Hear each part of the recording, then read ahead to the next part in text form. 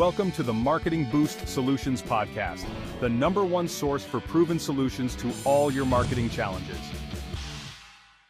Welcome back to another power-packed episode of the Marketing Boost Solutions Podcast. Today, we're diving deep into the world of small business marketing and branding with a true trailblazer in the industry, Jeremy LaDuke. Jeremy is the founder of Epic 9 Marketing Outfitters, where he's been guiding businesses through the marketing wilderness since 2014.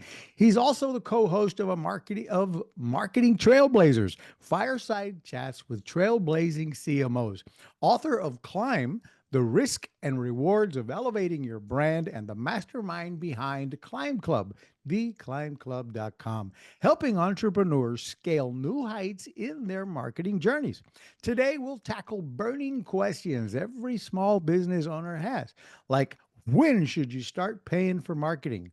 What's the biggest growth stunter in your business? And how can you build a brand that truly stands out? Plus, Jeremy has an exclusive gift for our listeners today, a free 1-month trial to the Climb Club. So stick around because you won't want to miss the insights, strategies, and game-changing advice coming your way. Let's get ready to climb the marketing mountain with Jeremy LaDuke. Jeremy, say hello. Hi, thanks for having me on, Marco. Oh, you're welcome. I'm thrilled to have you, and looking forward to this conversation so we can help encourage our business owners, our community of Marketing Boost members to climb that mountain of success. So let's get rolling. Tell me, Jeremy, how'd you get started? What motivated you to write that book, Climb? And, where did you go from? You tell us just a, elevator pitch about how you got where you're at today. Sure. Started Epic 9, which is our main agency back in 2014.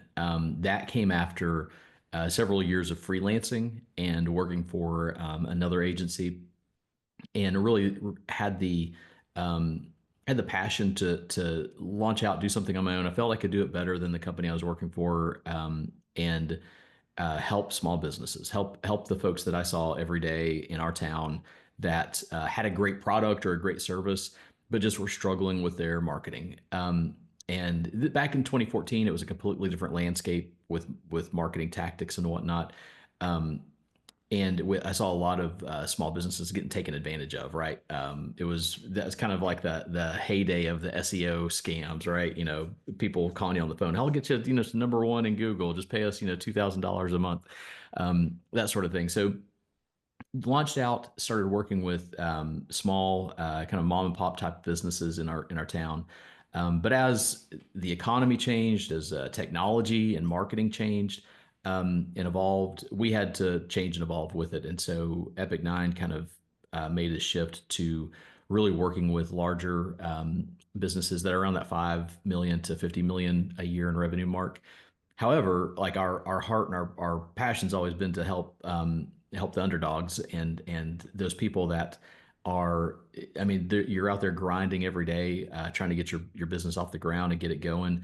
They're kind of in this marketing no man's land where you don't necessarily have a big budget, but you still need to market, and you've got to figure out how do you take what that small budget that you have and how do you make it the best it can be. And so as we were making the shift, 2020 was kind of in the middle of all of that quarantine.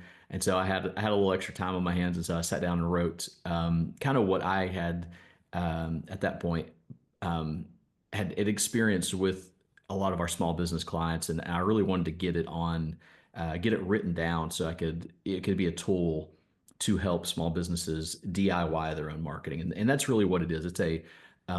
It's kind of a DIY guide on here's how you navigate the marketing landscape and the marketing wilderness, so to speak. And it follows a story of a woman who has to take over her family's business. Her father's health is failing, and so she steps in to run the business, and she has to rebrand and remarket it because it had kind of lost momentum over years. And so you get to see how, in a concrete ways, how good marketing is applied. And then each chapter also goes into some of the technical nuts and bolts. And so you get a little bit of fiction story, but you get a lot of technical just details on here's what questions you need to be asked when you're having someone design a website, or these are the type of things you need to be thinking about for your branding or for your social media. So there's a lot of just nuts and bolts how to in there as well. And so I wrote it with the hope and goal of just letting hopefully small business owners in every town in America can pick it up, read it, and get some inspiration and some knowledge to help them grow. Cool. I see the book in the background. Do you have it Yeah, there? Do you yeah, have it there to pull it up close and show yeah, everybody yeah, yeah. where? Hang on, hang on. Yeah. So, um, and that's our so it's the story of a bookshop owner. So the business she steps into is a book and toy store. And so you can see on the cover, our one of the guys in our office, Will, who's a great illustrator. He designed the instead of trees and forests, it's little books, and there's the town. So Cool. um, yeah, yeah, yeah. So yeah, if anybody wants to get it, they can go to theclimb.guide, and there's links to everything there. I always encourage folks, if you've got like an Amazon gift card, go to Amazon, get it, use that money. But if you're paying with cash out of your bank, go to bookshop.org, because bookshop.org supports local businesses. And you can actually choose what bookstore you want to support, and a percentage of the proceeds will go to them. Great, Jeremy. Thank you. Yeah. Folks, I've got a whole lot of great questions we're going to learn from Jeremy on how to brand, how to build, how to marketing your business. So don't go away. We'll be right back. It's time to wow, surprise, and impress your clients with the most powerful customer draw card available anywhere. The Marketing Boost Solutions Show is brought to you by Marketing Boost, where you can get valuable travel and restaurant incentives to drive your leads from prospects to paying customers. Now you can offer complimentary hotel stays in over 130 destinations worldwide. Go to marketingboostsolutions.com and try it for free right now. Folks, you just heard from marketingboost.com. If you are a part of this community, you know what Marketing Boost is all about. If you're hearing this for the first time, Marketing Boost provides you with an amazingly affordable way to provide the wow, surprise, and delight factor for your clients. We provide you with the rewards, the perks that you can give away to enhance whatever your call to action is, to generate more leads, to close more sales, complimentary hotel stays in over 130 destinations around the world. Hotel savings cards that come in increments of $1, $2, $3, and $500 that you can use to, for example, book a no obligation Zoom call, and we'll reward you with a $200 hotel savings card if you book and show up on time for your appointment. So you can kill two birds with one stone, get more appointments and eliminate no-shows.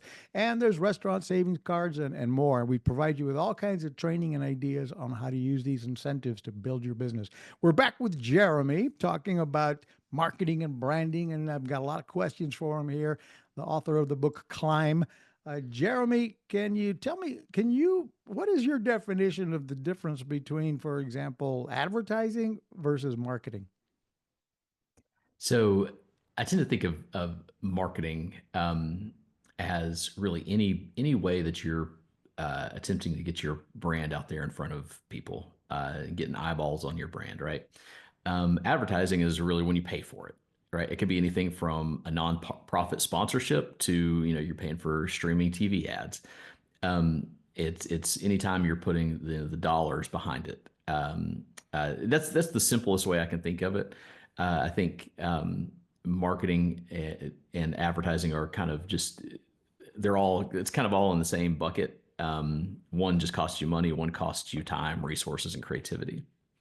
Right. And then even your advertising strategy needs to combine and slide together with your marketing strategies as far as uh, what the brand message is and so on and so forth, and what kind of language you're using to convert. But great point there. All right, so let's get into here's another question for you. What are some of the biggest mistakes small businesses make when it comes to marketing, and what's a good way to start correcting those mistakes? Yeah. So we in Climb Club we have a course we call the nine elements of epic marketing, and at the base you've got goals, investment, and strategy. But at the core, the fourth element is branding. Now, what we see a lot of times is we get clients of all sizes come in, and they haven't really defined what their goals are. And it's one of those cases where if you aim for nothing, you're going to hit it every time, right? So what we try to, I think that's one of the core things that a business needs to do is sit down and figure out, what do you need or what do you want to have happen in the next 6 months, next 12 months? But what's that goal that you're shooting for?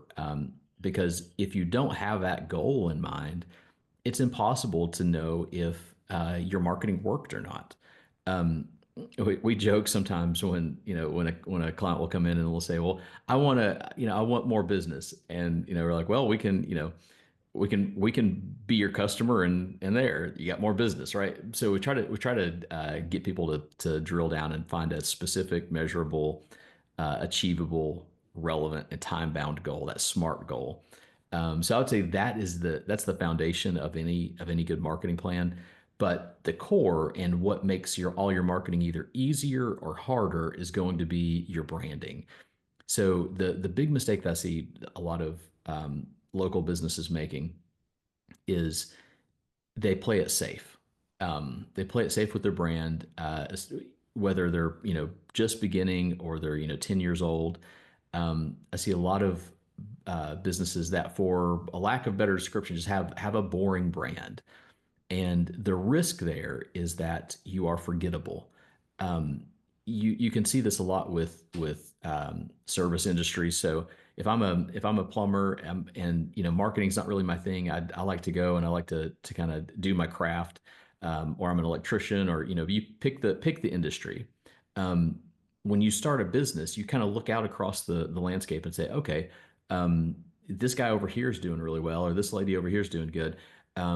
If I am similar to them with my name, with my messaging, with my tactics, then I should be okay as well. And what happens to that is you get a lot of businesses that kind of are just dull and the same.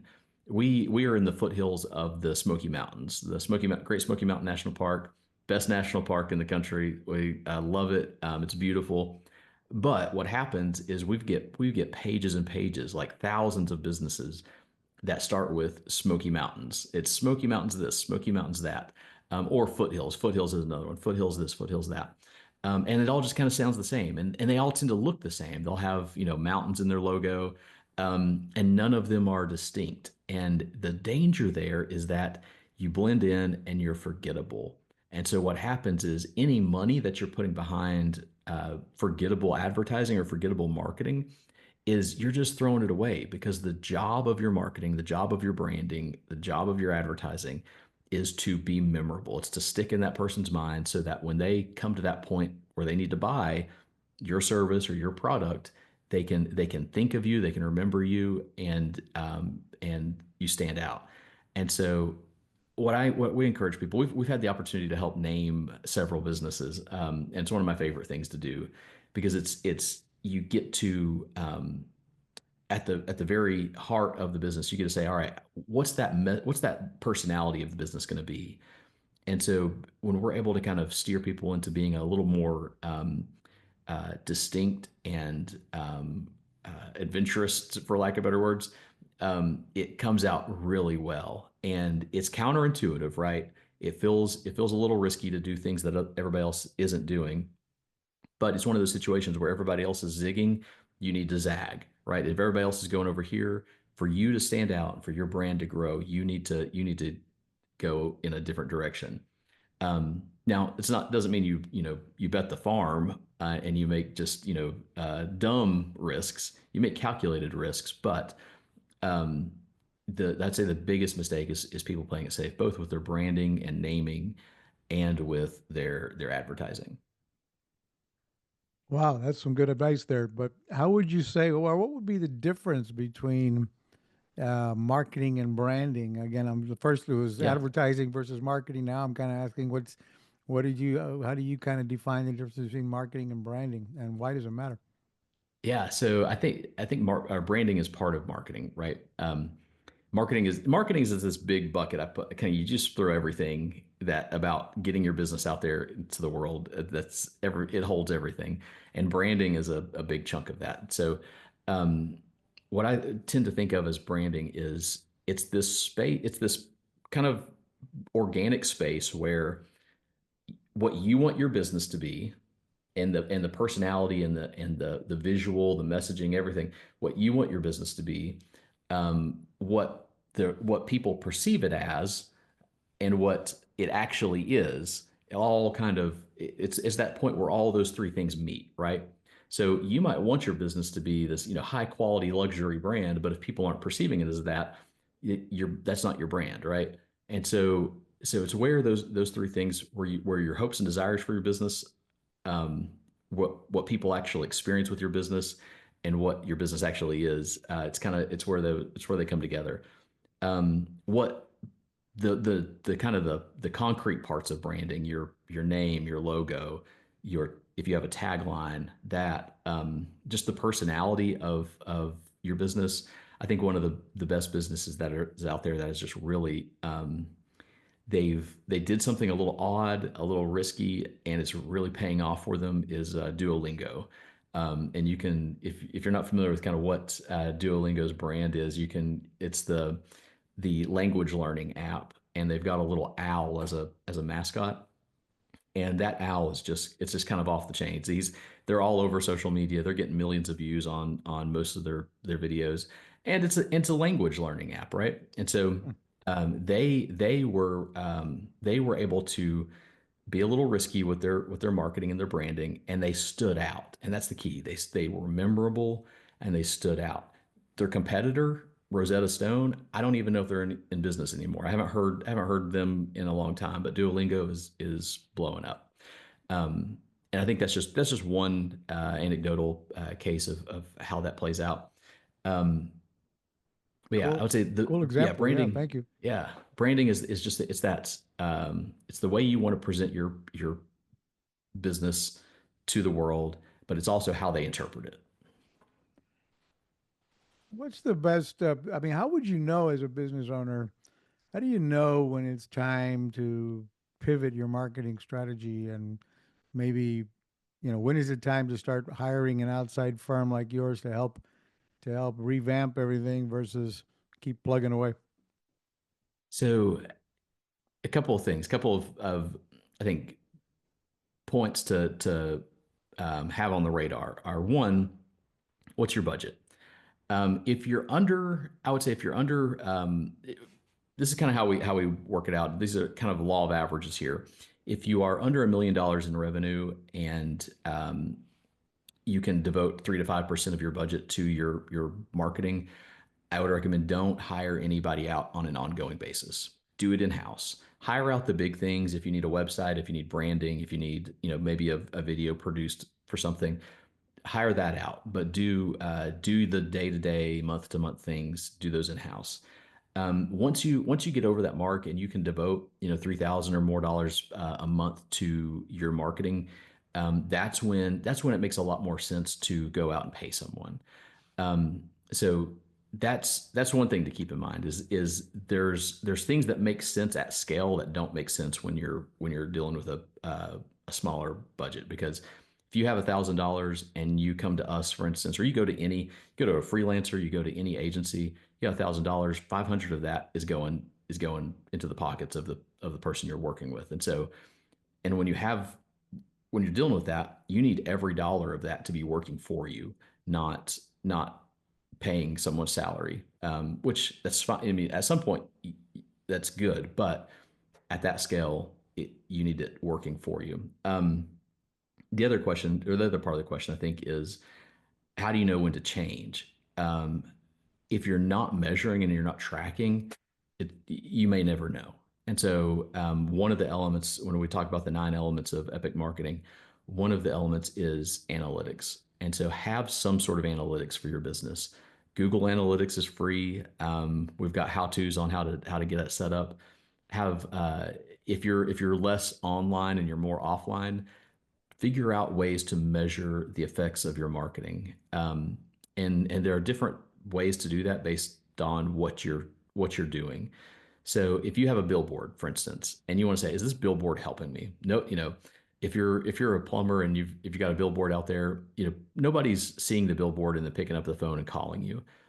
But you got to wonder, like, is this being effective? Is it doing what it needs to do? And so one way to measure that is to get on Google Search Console and see how many people last year searched for my business by name. Now, how many people this year have searched for my business by name? And if that number is going up, then some part of your brand awareness, which is what a billboard is, some part of your brand awareness is working. Um, Other things are a little easy, Google search ads, those are a little easier to measure, but you've got to be measuring things in order for you to know when to change. And if things are going down when they should be going up, then that's a good sign of you got to change something. It's not working. Right, right. If you're stagnant, you're not growing. Well, it might be time to look at what you're doing. Yeah.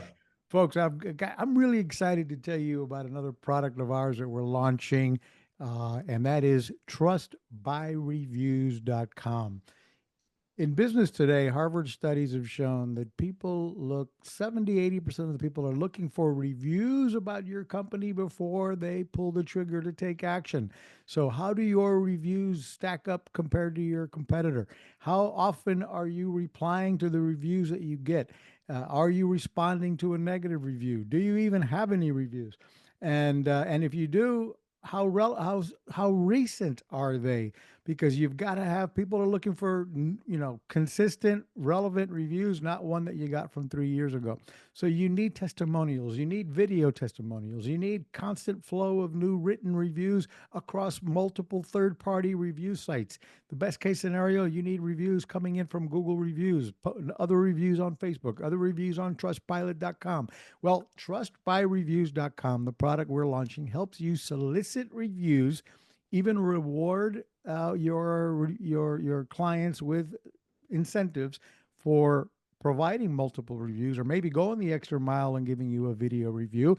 And we help you push those third-party reviews or promote to your clients to have some of them post a review on Google Reviews, others post a review on Better Business Bureau, others post a review on trustpilot.com. So you're getting these reviews coming in consistently to third-party review sites, which then Google will have kind of no choice but to start showing those reviews when people do a search for your brand. So check out trustbyreviews.com, a very affordable, the most affordable on the market to help you generate consistent flow of reviews and publish them where you need them. Back to Jeremy LaDuke. We're talking about marketing strategies and how to market properly and how to do it. Let's take a look at your website here real quick here and tell us a little bit about where we can find the promo that you have for our clients. Let me see if I can get the share screen going here. But if you're watching us on YouTube or Rumble, we're now on theclimbclub.com. Is this where we can get that the free, I forgot what the free offer was. Yeah, a free month trial. So what we have on Climb Club is it's a bank of resources. So everything from video courses on just general marketing practices to email marketing, as well as how to instructions on how to set up your Google Analytics or how to set up your Microsoft Clarity. Those sort of things that every business should have in place, but you may not want to go out and pay someone to do when you can do it on your own. And so a lot of tools that are inside the app itself. But we also have a weekly mastermind, and I think that's where the real value is it's a lot of small business owners coming together to share, hey, this is what I'm trying to accomplish with my business. What ideas do you have? And so it's been really encouraging to see that work. People coming in, sharing ideas. This worked for me. Don't try this. But then, the next week, or the next month, someone coming back and saying, "Hey, I did that thing and it worked. I got 2 new clients out of it." And so you get a lot of kind of nuts and bolts resources, but you also get a community of small business owners. Cool, and the community is inside your platform. Yeah. Mm-hmm. Right. So if you can come here, you get a 30-day free trial. If you become an annual member, you get the free copy of the book Climb. and etc. So, guys, don't go do it right now. We're still talking on everything, but the show notes below, we will have links to this and how to get a hold of Jeremy and how to get the free 30-day trial here, etc. So great. So, Jeremy, give us some more insight on actions that business owners should be taking. I mean, for example, what would you say is the biggest growth stunter for small businesses that typically that stunts them from growing? And what would be some of the first steps they could take to overcome it? So I think I would say there's two, right? One is just not being knowledgeable of the nuances of marketing. The landscape of especially digital marketing today Yeah, it keeps changing so fast and so on. Yep. yeah. Because I mean, I wish, sometimes I wish there was some sort of government agency that would kind of certify or put a stamp of approval on marketing agencies, but the reality is there's not. And so it's kind of a wild, wild west situation. You've got everybody from freelancers to small agencies to big agencies. And I wish I could say all of them were ethical and great and did everything really well. But we've run into time and time again where, a client that comes to us and they've been paying someone, $1,000 or $2,000 a month to do something. And it's almost unethical because it's not doing anything for that business at all, or they're paying them and they're not actually doing any work. And so one of the biggest risks that you can take is just not being aware of some of the nuances, how to measure and how to judge whether you're getting what you're paying for. Um, and again, we kind of talked about that in the book, but I think that you can waste a lot of time and you can waste a lot of money by working with someone that just either doesn't know what they're doing or is a bad actor and just taking your money. And there's people on the local level, there's people on the national level that do that. Now there are also some gyms out there. I want to lay that out. I started out as a freelancer. There are other people out there that are freelancing that are just absolutely great at what they do. And you may find that at a great price. And if you do, man, go for it. Use them and build that relationship. But I wish I could say that's the norm. It's not. That's the exception. Right now, everybody with a computer or a camera or a drone is a marketer, right? And so there's really no even the things that you can get from Google and Facebook and all of those, they're badges. They don't really mean a whole lot. They don't necessarily mean that you've actually done the things that you're getting the stamp of approval for.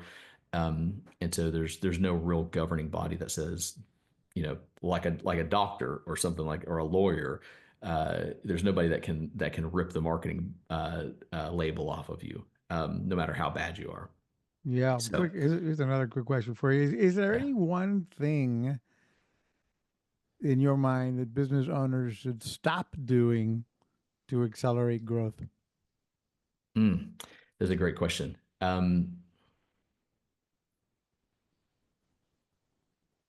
Maybe not so easy a So question. I was just wondering, yeah, is there no, anything it's that a, it's a if it's a you've seen it over and great over that question. these guys are just throwing money away doing X or whatever? I would say if anybody's still paying Yellow Pages, they're still out there and they're still getting money from people. I think they're called something else now, but every once in a while we'll see uh, people paying for that. I would say this: if you're running your Google ads on your own and you're not using the advanced setup, if you're just doing the Google AdWords or Google Ads Express, you're probably being very inefficient with your money. Google is great at taking your money, and so what they do with the kind of the easy version of Google Ads um, is they match you against searches that may not be relevant for you. Um, and they know, like they it's a business model for them, right? Google makes most of their money off of ads, and so they want to put your ad in front of as many people as possible, even if it's not relevant. And so we've had people come in that have been doing that model of ads, and we had an IT company, and they were getting clicked on for um, people searching for Xbox support, right? And they were paying $5 or $10 for that click. Um, uh, because that, Google was saying, okay, Xbox support is kind of like IT, so we're going to show you for people searching for Xbox support. And the 12-year-old kid searching for Xbox support, they don't know. They're just clicking on that ad, but you're paying for it. And so that's probably one of the biggest that we've seen consistently is people wasting a lot of money um, doing the ads Yeah. in the easy mode. On the They topic of can, yeah. on the topic of marketing investment and ROI, um, one question that I have in mind for you is, what are the marketing tactics that seem to be providing the highest ROI for local businesses in today's online market? So it depends on the industry, right? If you're a brick and mortar, things like just being extremely involved in your community.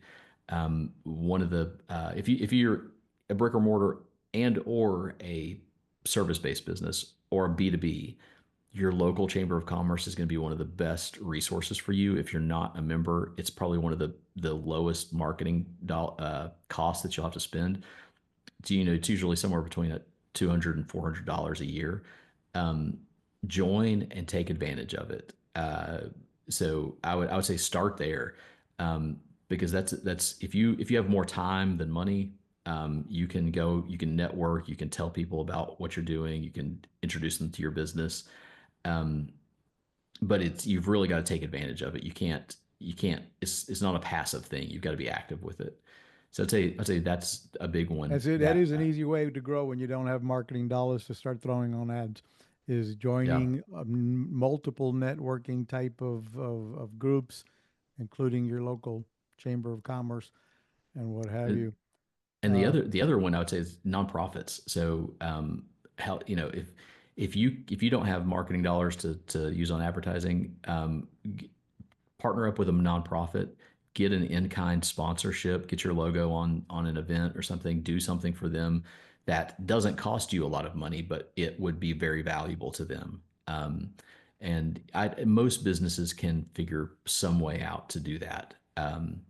But that's a great way to get your name in front of a lot of folks, and not just your average people. The people that are involved in these nonprofits in the chamber are people that have a vast network themselves, and so those are two easy. that's a Oh, powerful yeah. suggestion. If I can tell you, I've got if you're new to Marketing Boost or you're inside of the Marketing Boost community using incentives, we have hundreds of business owners and insurance agents and what have you that have used that strategy with nonprofits. And let me tell you exactly how.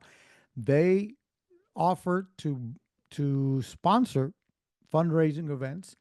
And one of the ways they do it that doesn't cost them a lot of money is they go in and say, listen, our firm, our insurance company, my plumbing company, my real estate company, we will give you 6 complimentary hotel stays that you can auction off, sell raffle tickets for. You keep all the money for your golf tournament fundraiser. Uh, you can be giving away door prizes, hotel savings cards, restaurant savings vouchers, and give them a number of these incentives. You let them do with the nonprofit, do with these incentives as they please, and including the complimentary hotel stays that they can raise money on. And then you simply say, all we ask for is the day of the event. We need to be there to explain the disclaimers on how these incentives work. They don't include airfare, food and beverage, or government taxes and fees. And we want to be able to give our quick elevator pitch at the event. By the way, I'm, giving these complimentary hotel stays for the auction. I'm your local realtor. If you're buying, renting, investing, don't forget Marco Torres Realty or Marco Torres Chiropractic or whatever it is you do. And as Jeremy was just talking about, you're taking your sales hat off. You're positioning yourself as the expert, the authority, and the sponsor of the fundraising and the nonprofit organization, and people are going to be remembering you and looking to you to chat with you during the event. It's a great way for lead generation without being the typical salesperson, sales mode 100% of the time. Yeah, that's fantastic. And you're saying, Marco, you're saying that you can get those some of those incentives through Marketing Boost. Yeah, the most affordable way to get these incentives with Marketing Boost, it starts at $37 a month, giving you access to all three categories of our incentives that you can, print and take to the event. You can send them digitally or print these certificates and go to the event and say, hey, we're going to give you, a dozen of these certificates or six of these certificates that you can auction off at the event. We just would like to be able to explain how they work and give our elevator pitch during the event about what we do. It's And awesome. Yeah. and it's an easy way and affordable way to help the local nonprofit raise additional money. Um, and then, maybe door prizes just for showing up to the live event, like the hotel savings cards or the restaurant vouchers. And the nonprofit wins and you win as being the sponsor of the event. Your logo might be on the stage or your brand might be on all the brochures. And, that's kind of what you're negotiating in exchange for the Marketing Boost incentives. So, Yeah, that's great. yeah. So that ties into your idea perfectly. And we've got members doing exactly that as we speak. Um, so a couple of other questions here for you. What role do you think a good, storytelling or a good story about your brand in marketing, and, how can small businesses come up with a good, if that matters, how can they do that effectively? One of the things that we used to say, our tagline when I first started was actually we were purveyors of fine stories. And I used to tell our clients everything about your business is telling a story, right? From the moment they pull into the parking lot or the moment they call you on the phone, how friendly that person answering the phone is, how clean that parking lot is, all of those things. They're building up a story in the mind of your customer. Now you can't control that story 100%. They're going to build that story on their own, but you can control key elements of it. And the physical space that you're in. If you have a brick and mortar, like is it organized? Is it clean? Can people find things easily? All those sort of things. Your reviews, right? The when people are going to visit your store or want to use your service, they're gonna go to Google and see what have other people said. All of those things are telling a story.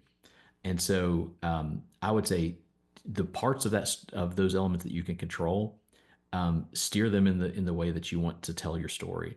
I think a lot of times the reason small businesses especially, the reason those businesses fail is because they have a great product.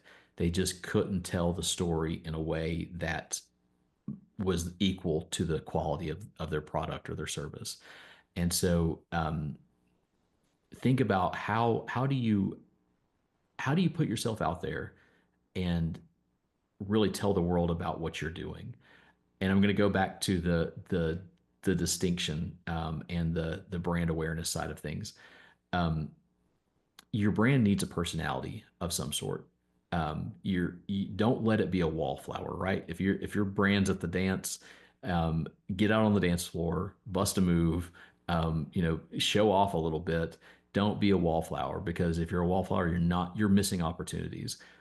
And so your brand, if you really believe in what you're doing, tell the world about it. Find a way to make an emotional connection with people, because people make emotional decisions, right? And then they find reasons to justify those emotional decisions. Marco, are you a Apple or a Android person? Android. All right, all right. May I ask you why? Why are you an Android person? I dislike the way Apple locks everything down, that everything once you start using Apple, you pretty much need to use all Apple devices and all Apple software. And it's just, to me, too much of a lockdown community. You know, I don't like it. Yeah. No, so I've talked. I use this example all the time, when I'm speaking to groups of folks. I'll have half the room will raise their hand, say they're Apple, half the room will raise their hand, say they're Android, and they both have great rational reasons, right? But at the end of the day, they it was probably more emotional than rational reason why you choose one over the other, but you build these rational reasons why you chose it. and we do this with all sorts of things.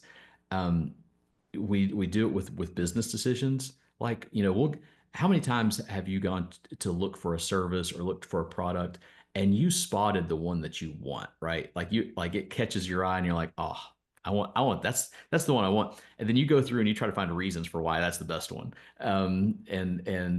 Sometimes you can talk yourself out of it and you say, well, this one's not as sexy looking, but it's got more of the things I need. But The other often, reason for me was is yeah, I started with the Androids, and I don't want to learn new software. I do have a one of my laptops is a an Apple, but I rarely use it because it's different. Everything's yeah, different, and yeah. I'm tired of learning this new stuff if I can avoid it. Yeah, hey, that's one of the reasons I don't switch back over to Windows. I'm like, Yeah, I'm locked in. But we make emotional decisions, and so if your brand is not making a connection with people on an emotional level, either through humor or nostalgia, or just being bold and out there, um, then you're missing opportunities, and someone else is going to come along and take those opportunities because they're going to be able to make that connection. Um, I think of one of the probably one of the most boring industries out there, insurance, right? Like nobody wakes up in the morning and thinks, man, I really want to go find a new insurance company today. Or it's almost a painful process. You want to avoid that as much as possible because it's tedious. You're not familiar with the language that they're talking. And so if you have an insurance company that's not an astronomical price, you're probably fine just staying there, even if it's $15-20 more than the next one down the road. So, but insurance companies, you think about the big ones, the State Farms, the Geicos, the Progressives, they have realized that this is not something people wake up in the morning wanting to do. So they've figured out that one of the best ways for them to stay top of mind with people is humor. Right? Like if you watch a Liberty Mutual insurance commercial, they they don't talk about insurance that much at all, right? They're not giving you a bullet pointed list of why Liberty Mutual is the best. Same with Progressive, right? They've got the name your price tool. It's a gimmick, right? But they've realized that humor helps you remember them, because when you go to when that moment comes, when that day comes, and you're getting married, you're getting divorced, your kid's getting a new car, whatever that situation, that life event is that you have to think about insurance, you want to go and say, oh well, let me see what Progressive has, let me see what Geico has, because those are the ones you remember. yeah. And so that's it's a long-term game, right? But you want to be in business long term. Your brand Yeah, my awareness. all-time favorite are Yeah. Geico with the and Neanderthal guy. I forget but the exact storylines, but they had a whole series of them, right? For many years, it was awesome. Well, and I think that's a great point, is that when you find a great creative angle, or you find great messaging, what happens often is that you see it every day, right? You see it day in, day out. You get tired of it. And so after 6 months of seeing that same messaging, that same ad, you think, we should really change that. But what your customers are seeing, they only see it a handful of times. And so if you have a great creative, if you have great messaging, stick with it.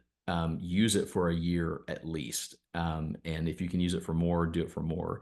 They just brought back, I think, the Neanderthal guy. So they used it for probably a good 5 years at least back in the Yeah. day, and now they've brought it back.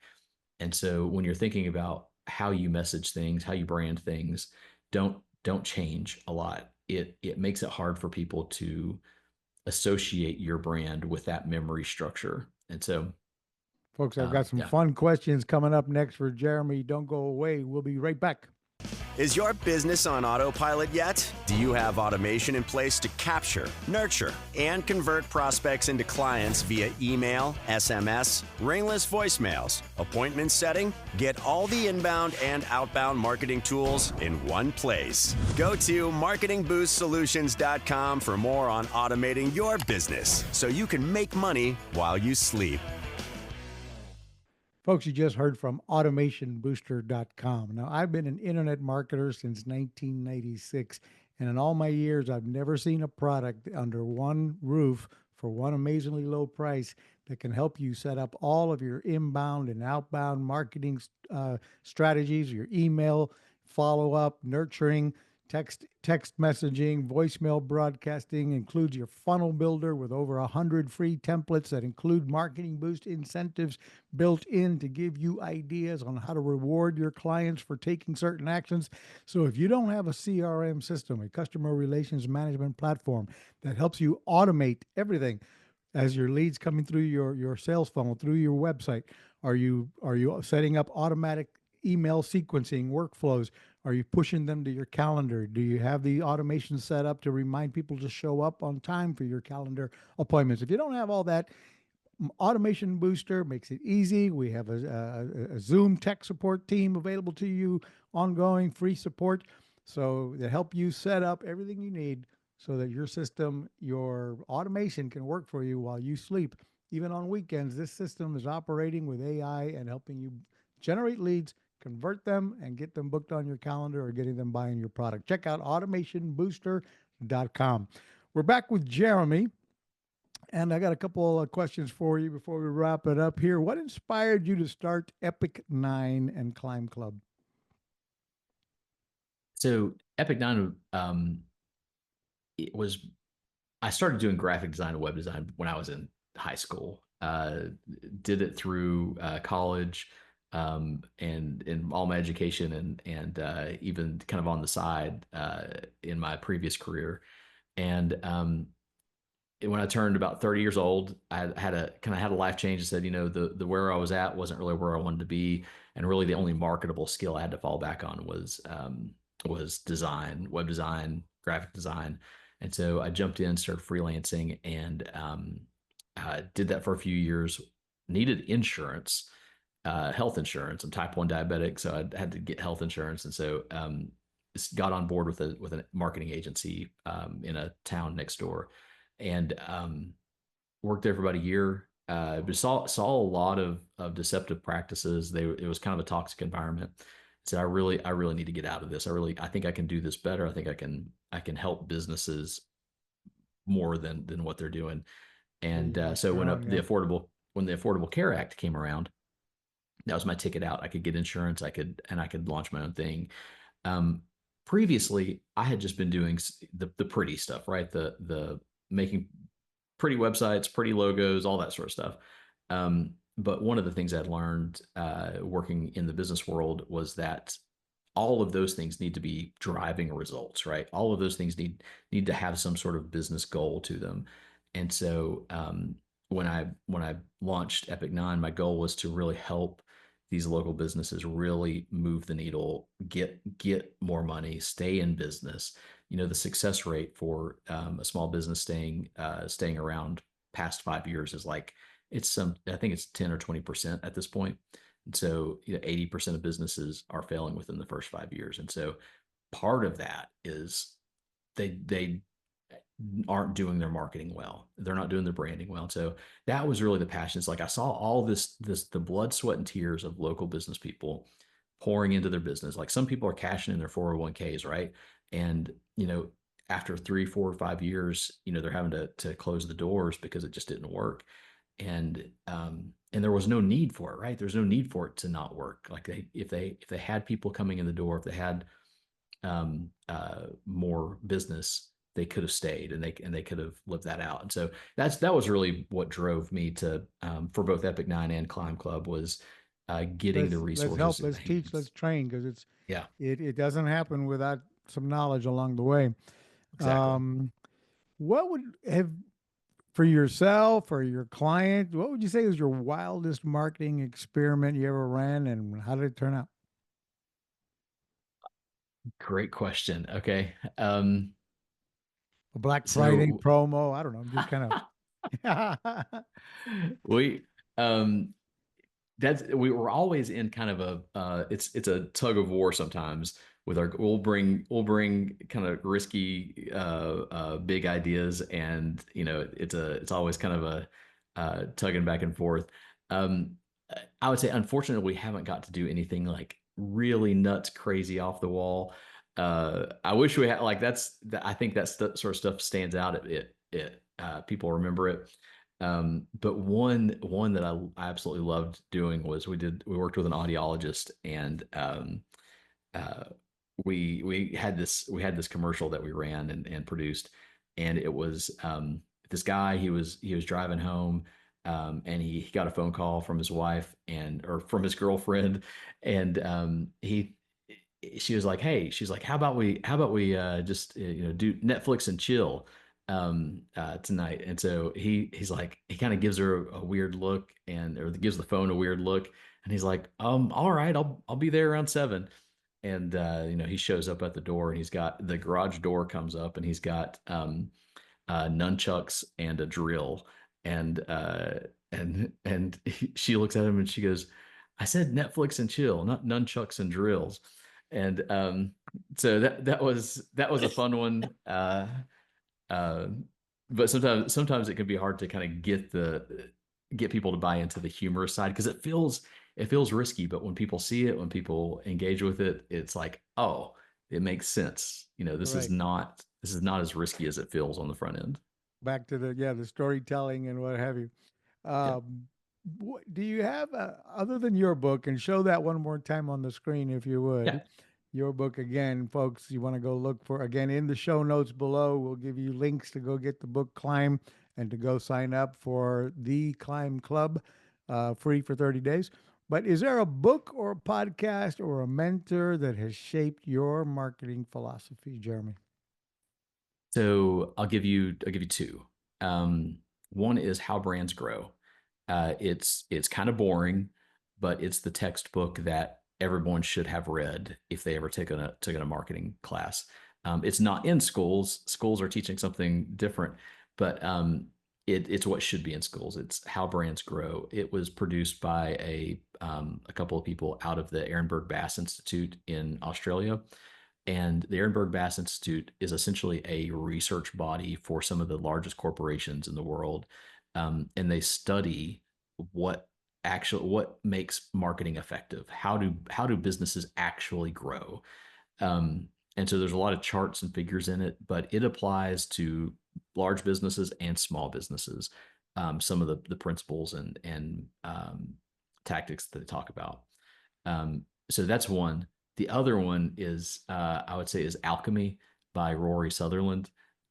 It's a fun book, and I love his writing style, and he really tackles some behavioral psychology type of questions that happen with marketing.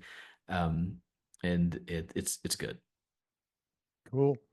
Let's get back to showing everybody. If you're on Rumble or YouTube, we're looking at theclimbclub.com, and the show links are down in the show notes below, uh, where you can go and quickly sign up for free, where you're not alone. You're part of a community, and there's training and weekly live events, or I think that's what I understood, on getting training on marketing, the do-it-yourself stuff that you can build affordably your marketing strategies. It's free for the first month, and then $58 a month after that, should you choose to stick around. And if you buy the annual plan, you get the book free, The Climb by Jeremy LaDuke. I need you to hit like down below, and give us a share. Share this with somebody else in your community. Share this episode with somebody who might be looking for ways to grow their business. And don't forget to subscribe to the podcast. Again, Jeremy, do you have any final words of wisdom for our community? If there's one I'll thing they just could take away and implement, what would be that? I would say if you are thinking through a marketing campaign, or you're starting your business and you're thinking of a name, or you're making any of these large marketing decisions, if it doesn't make you a little bit nervous, it's probably not going to be effective. So lean into the nervousness, lean into that that riskiness, and run with it. One last plug for one of our services, by the way, folks, marketingboostacademy.com. It's free. You can go get the Marketing Boost Academy, log into that, get free access to our masterclass where we give you training on exactly how to implement Marketing Boost incentives in 4 different campaigns that you can implement right away to see the value of how incentives can help you generate more leads, close more deals, and enhance your loyalty programs for your clients. marketingboostacademy.com. One more time, if you share this with somebody, give us a like. Don't forget to subscribe, and we'll see you on the next episode of the Marketing Boost Solutions podcast. Again, thank you all so much for your time and watching our show. We appreciate it. Thank you. Thanks for listening to another episode of Marketing Boost Solutions podcast with your hosts, Captain Marco Torres. Now it's on you.